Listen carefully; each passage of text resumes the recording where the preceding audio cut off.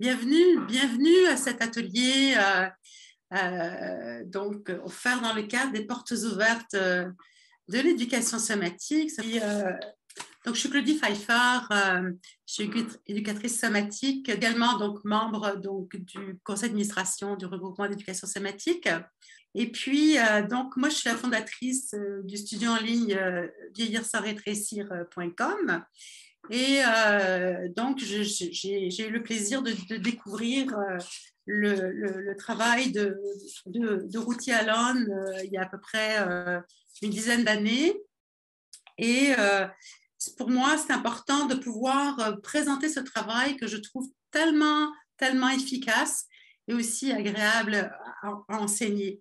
Donc, je souhaitais vous présenter cette grande dame qui nous a quittés donc l'année dernière à l'âge de 90 ans. Et le choix du titre « Il n'y a pas de pilule pour une bonne posture », c'est un titre qui m'a touché droit au cœur. C'est un titre, imaginez donc, c'est son inscription sur sa pierre tombale. C'est son inscription sur sa pierre tombale, ce qui montre à quel point elle était engagée, corps, cœur et âme, dans ce travail, et qui montre bien que pour optimiser sa posture, il n'y a pas de pilule, c'est vraiment un travail de fond qui se développe, et son travail en est le témoin. Donc, laissez-moi parler un peu de Ruthie Alon. Alors, je n'ai pas eu la chance de la rencontrer personnellement.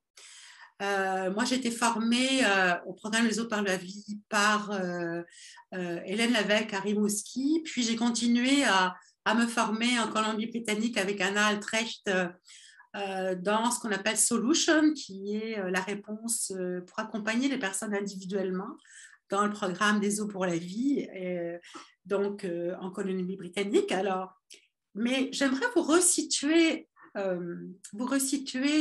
Ruthie Alon.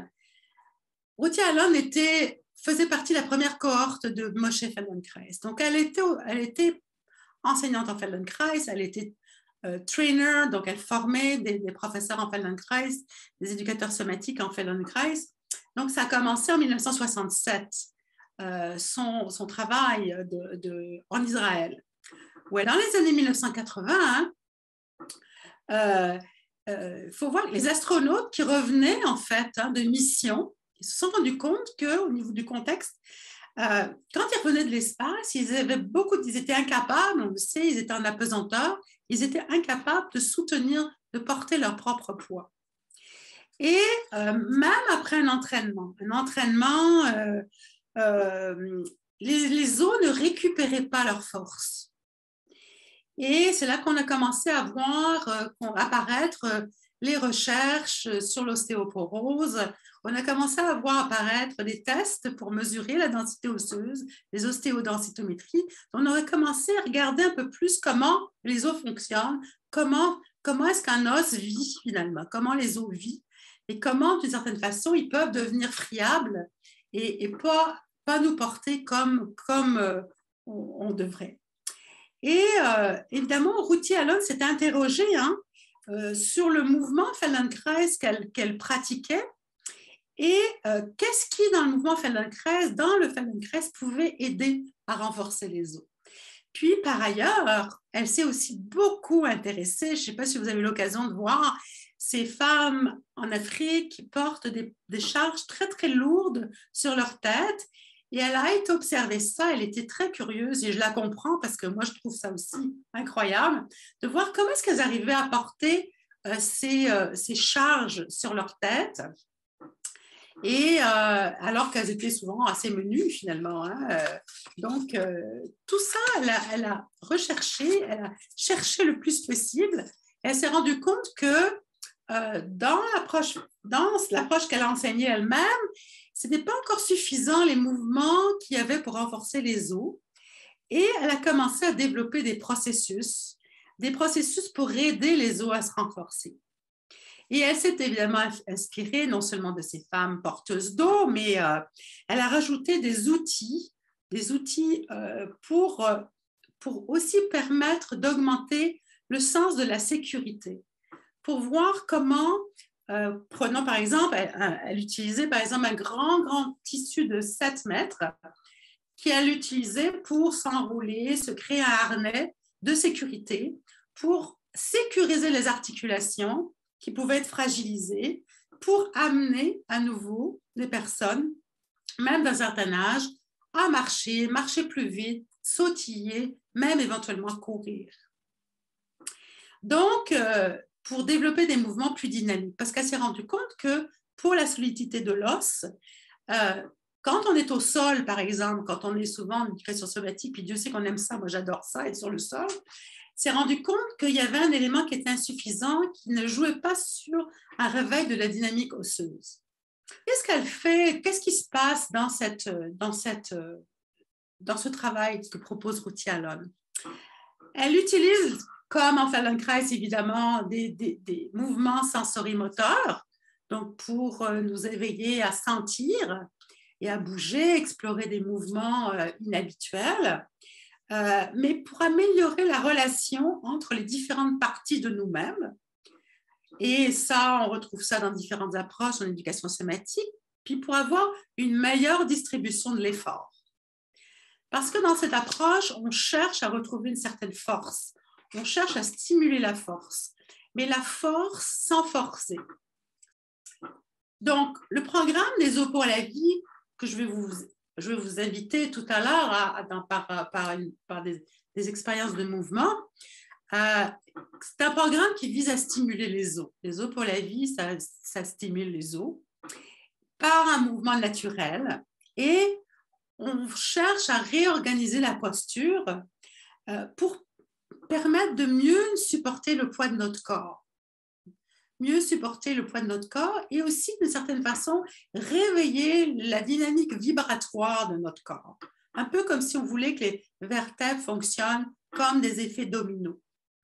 Et c'est ce qui donne finalement, c'est ce qui nous permet non seulement d'être plus, d'avoir une posture qui est plus alignée de l'intérieur, mais aussi de réveiller notre vitalité, d'avoir une vitalité au service de notre vie.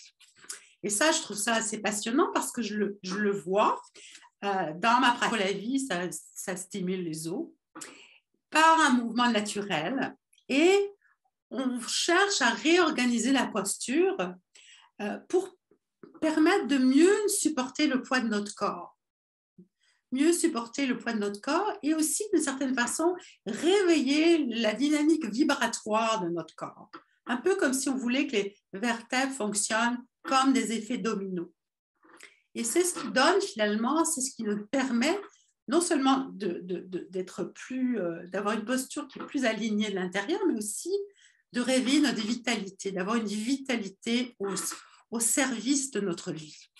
Et ça, je trouve ça assez passionnant parce que je le vois dans ma pratique, je le vois pour moi, mais je le vois aussi dans ma pratique. Et il s'agit donc pour Ruthie Allon de vivre évidemment son plein potentiel et d'être tout simplement plus vivant aussi.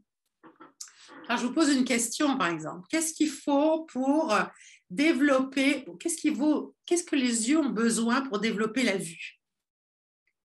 Ben, pour développer la vue, on a besoin de la lumière. D'accord? Qu'est-ce qu'il faut aux oreilles pour développer l'ouïe? Ben, il faut du son. Ben, qu'est-ce qu'il faut aux os pour se renforcer? Eh bien, il faut se confronter à la pesanteur. Il faut se confronter à la pesanteur. Et nous, les êtres humains, on est capable de se tenir debout grâce à la capacité de notre squelette de supporter notre poids. C'est ça qui est incroyable quand on devient des êtres debout dans notre développement des étapes, quand on passe de bébé jusqu'à un être debout, c'est ça, d'avoir la capacité que notre squelette a de supporter notre poids. Donc, évidemment, c'est un cercle vicieux, vous doutez bien, parce que si je ne me sens pas solide dans mon squelette, ben c'est sûr que c'est un cercle vicieux parce que moi, je me sens solide, moi, je veux oser bouger. Puis on le voit, je travaille beaucoup avec des personnes âgées, dans des institutions aussi. Puis ce qui se passe souvent, sur la peur de tomber, ben, qu'est-ce qui se passe? On reste assis, puis on en fait de moins en moins, puis plus on en fait, plus on se détériore. alors c'est comme ce cercle vicieux, c'est que l'idée, c'est de retrouver le sens du mouvement en sécurité. Et la beauté, justement, d'utiliser ce tissu qui nous enveloppe comme des exosquelettes, ça nous amène, en fait, à retrouver un sens de la solidité. Et donc, le programme des os pour la vue, les os pour la vue, quel lapsus, les os pour la vie, utilise en fait des stratégies, toutes sortes de stratégies qui sont évidemment basées sur la méthode Feldenkrais, mais qui vont aussi utiliser le mur, utiliser la capacité vibratoire, comme je disais tout à l'heure. Et c'est un laboratoire. On travaille dans un laboratoire pour sécuriser notre apprentissage et pour, d'une certaine façon, redresser spontanément notre posture. Ce n'est pas volontairement qu'on redresse notre posture.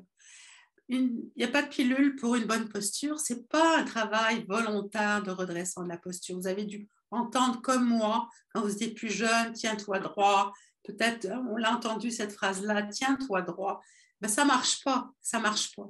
C'est l'exploration de différentes possibilités au niveau du mouvement qui, au bout d'un certain temps, vont donner l'information à notre cerveau qu'on peut se tenir droit de façon naturelle, vécu de l'intérieur.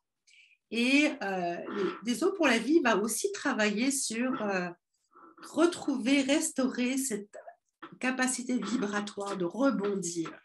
La sécurité de la personne est au centre de ce programme. Si une posture n'est pas bien alignée, prenons l'exemple, quand vous êtes fatigué, okay, quand on est un peu déprimé, on a un peu une tendance à avoir les épaules enroulées, on est un petit peu tassé, on est un petit peu dans notre bulle. Okay? Donc là, par notre état intérieur, notre posture et d'une certaine façon, le résultat de ce qu'on est, de ce qu'on sent à l'intérieur.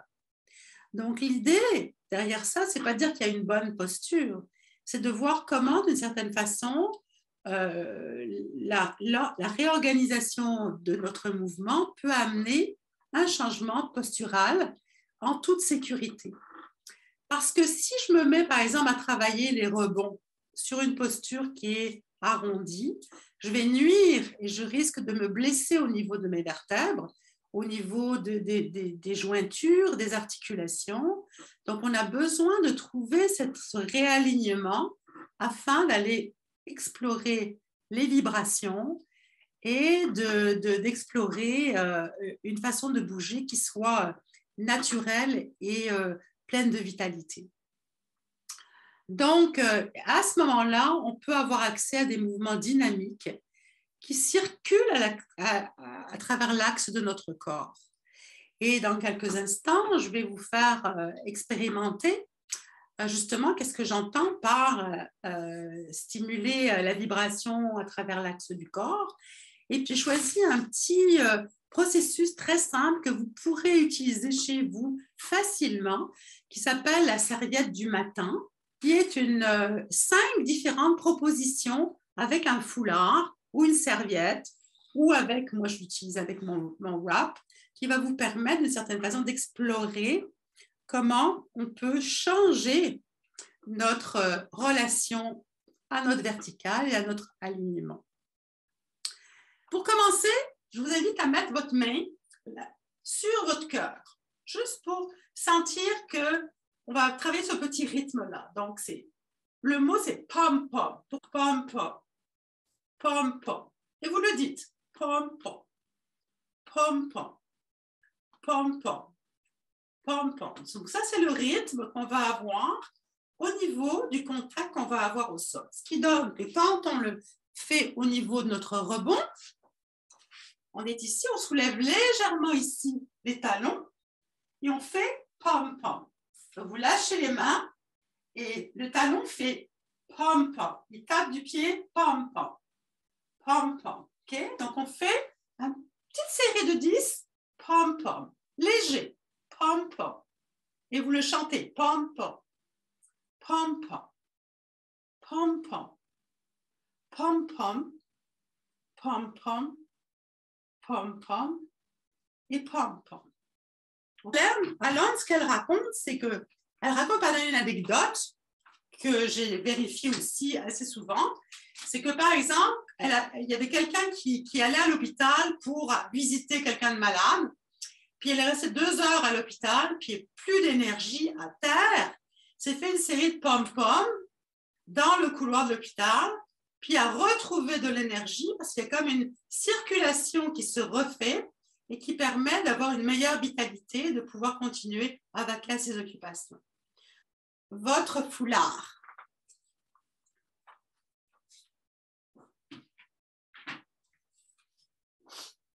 Donc, le foulard, vous allez le mettre sur à peu près au niveau de votre clavicule. Alors, c'est juste un petit rappel anatomique, hein, la clavicule. Ici, à la base du cou, on a une petite clavicule ici, de chaque côté, une petite clavicule. Puis, on a le haut du sternum ici.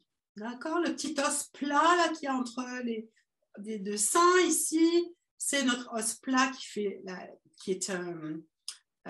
le sternum. Puis, on a la clavicule, 2 clavicules qui partent de chaque côté. Donc, vous allez mettre votre tissu, votre foulard, un bout ici, qui touche ici, sternum clavicule.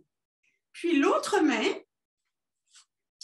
va venir chercher l'autre partie du foulard ou l'autre partie de votre tissu. Et vous placez votre main à peu près au niveau de l'arrêt des fesses. Okay? Je vais juste le montrer pour que vous sachiez ici. Donc, on le met ici, à peu près croisé à l'arrière ici. Donc, au niveau de l'arrêt des fesses. Ça va? Et là, quand vous allez faire ce petit mouvement, vous allez doucement laisser la main qui est à l'arrière descendre vers le bas. Donc, vous laissez la main qui est à l'arrière descendre vers le bas et vous laissez la main qui est à l'avant suivre. C'est-à-dire que la main, elle est collée sur votre sternum et votre clavicule, ce qui fait que lorsque vous descendez votre main à l'arrière, il y a un petit mouvement d'élévation au niveau de la clavicule. Donc, on laisse le mouvement, la main descend au niveau de l'arrêt des fesses vers le bas vers le sol, et la main qui est à l'avant, ici, elle est collée au niveau de la clavicule et du sternum, et vous la laissez être laissez comme une élévation de votre sternum. Okay? Et une fois que vous avez fait cela, vous restez avec la main en bas. Vous restez avec la main en bas, donc avec l'élévation du sternum ici. Vous restez là et vous faites des petits pom-pom. Pom-pom, pom-pom, pom-pom, pom-pom, pom-pom, pom-pom, pom-pom, pom-pom. Très léger, chantez-le. Pom-pom, pom-pom, pom-pom et pom-pom. Et on lâche. Okay? Donc, quand je suis ici avec ma main, encore une fois, je fais glisser la main vers l'arrière, donc le tissu descend vers l'arrière. Et vous pouvez voir au niveau de l'épaule, il y a comme un mouvement d'élévation au niveau du sternum. Et maintenant, on va croiser à l'arrière, on va croiser, c'est-à-dire que la main, je change de main et je croise mon tissu. Ça va? Et même chose, donc on va tirer ici doucement, on va allonger ici, donc je descends je descends cette main le long de la fesse, je descends le long de la fesse, et ça amène une élévation ici au niveau du sternum clavicule. Si je suis du côté, c'est sternum clavicule. Mais c'est tout doucement, c'est un petit mouvement.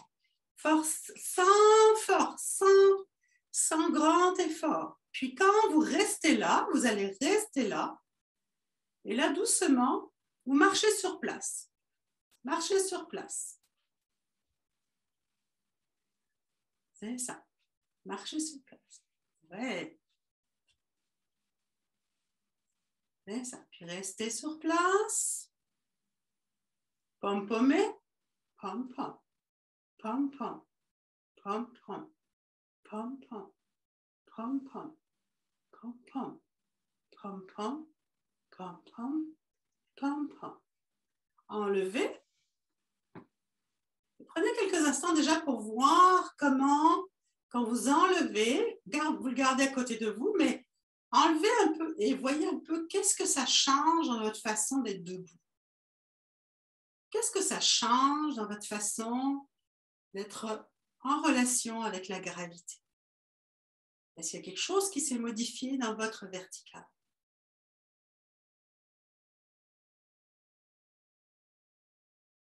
Puis, on reprend le tissu. On va le mettre toujours ici avec le... Je fais attention parce que j'ai un micro, donc on va le mettre ici toujours au niveau du sternum et la clavicule. Et cette fois-ci, on va venir le mettre, le tissu, qui va venir sous l'aisselle. Okay? Donc, si on voit à l'arrière ici, j'ai le tissu qui vient se croiser sous l'aisselle.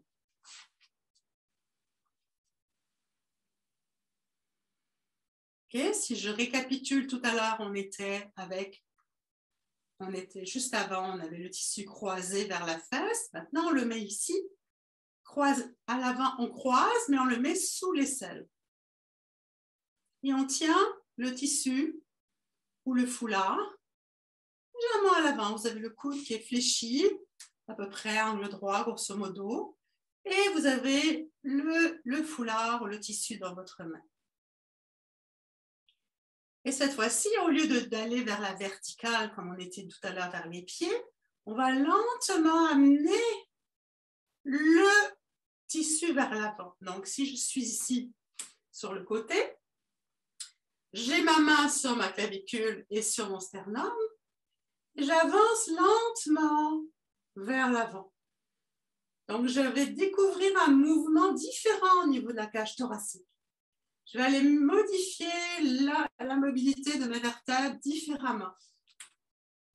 Okay, donc, lentement, vous laissez aller, lentement descendre.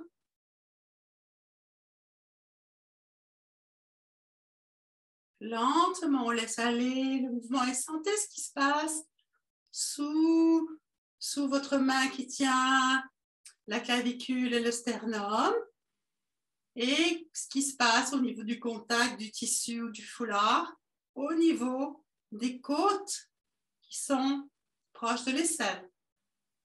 Et restez en avant et marchez sur place.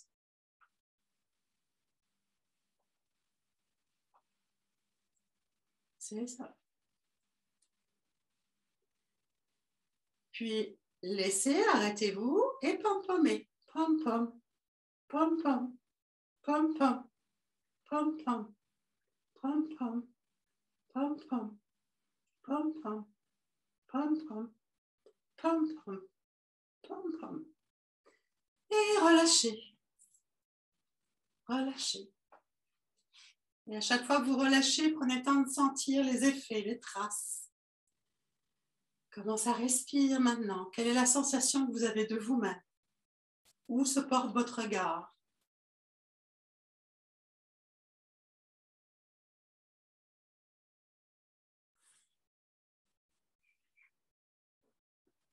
Puis, on va continuer notre exploration. Vous remettez encore votre tissu sur le sternum, toujours, proche des clavicules. Et cette fois-ci, tout à l'heure, on le mettait proche de l'aisselle. Cette fois-ci, on va le mettre, notre tissu, plus proche des côtes, des basses côtes. Okay? Ce qui est important, c'est qu'à l'arrière, cela couvre vos cervicales. Donc, que vous sentiez que vous avez cervicale et dorsale, la petite bosse de bison, couverte par le tissu.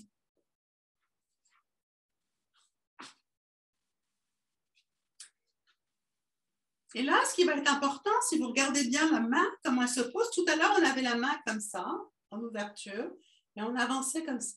Cette fois-ci, la main va être dans l'autre sens. La main est dans l'autre sens. Donc, ça veut dire que le pouce regarde vers le bas, vers le plancher.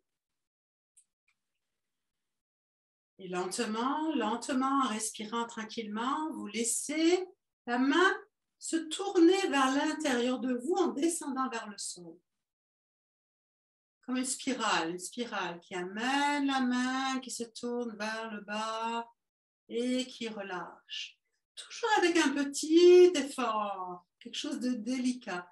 Et vous pouvez faire l'expérience si vous tirez fort ou si vous tirez avec peu d'effort et de voir c'est quoi qui réagit le plus.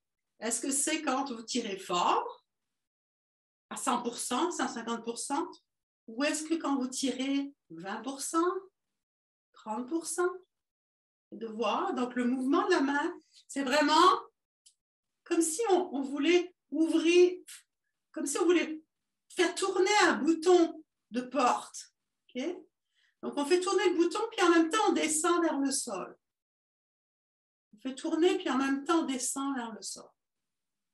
Donc, il y a un petit mouvement qui va se passer peut-être, que vous allez sentir qu'au niveau de votre petite bosse de bison, il va y avoir un petit mouvement au niveau de cette articulation. Et puis, vous restez avec la main en bas. Donc, il y a un mouvement ici qui se passe au niveau du sternum, un petit mouvement au niveau des cervicales. Peut-être que vous le sentez à peine, il y a une stimulation déjà. Il y a une information qui se dirige vers votre système nerveux qui estime « Ah, tiens, il peut se passer quelque chose par là. » Le tissu vient m'indiquer qu'il y a quelque chose qui peut bouger par là. Et on reste là et on marche sur place.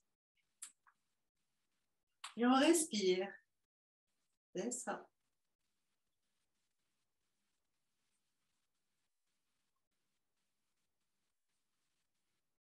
Puis vous restez et vous pom-pommez. Pom-pom, pom-pom, pom-pom, pom-pom, pom-pom, pom-pom. Et chantez-le, chantez-le.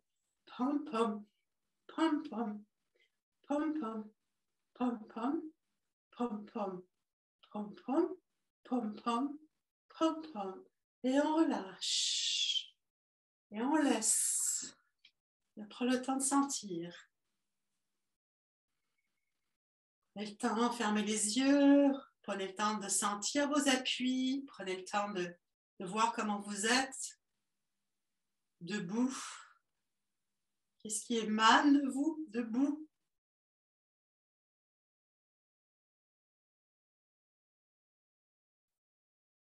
Et la dernière petite exploration avec la serviette du matin.